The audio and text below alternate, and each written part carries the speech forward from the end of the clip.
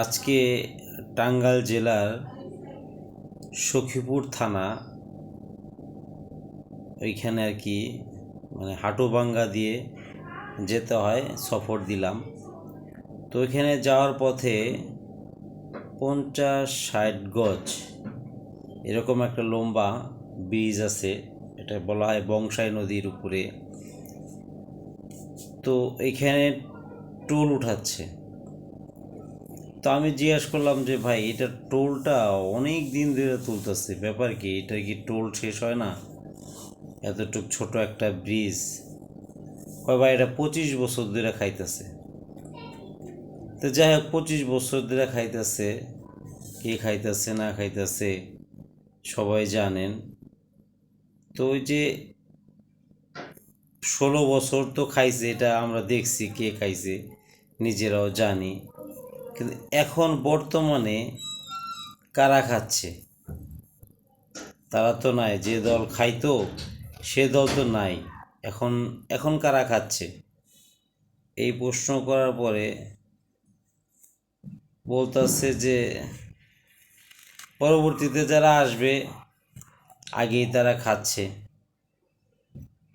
প্রত্যেক মহল্লায় আমরা একটু পর্যবেক্ষণ করে দেখব যে প্রত্যেক মহল্লায় এই বাজারগুলো থেকে, এই ফুটপাত থেকে আগে যারা খাইতো তারা তো এখন নাই, তারা তো পলাতক।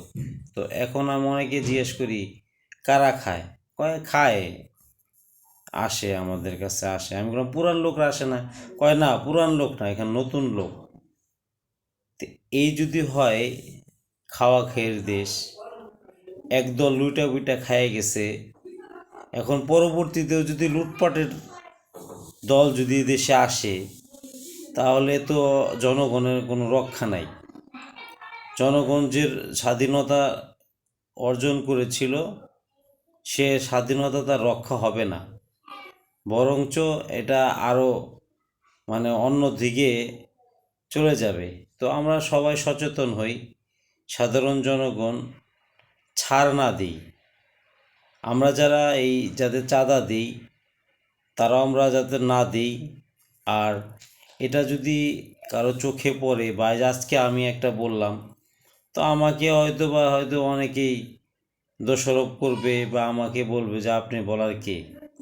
তা আমাকে যদি কেউ বলে, আমার বলার কে? যে জেনে নেব যে তার স্বার্থ লুকিয়ে আছে।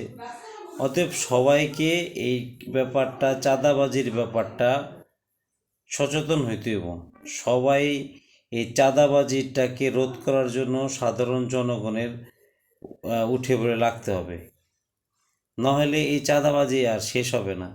একদল যাবে আর একদল আসবে, এইভাবেই চাঁদাবাজি করে খাবে। অতএব সবাই সচেতন হয়।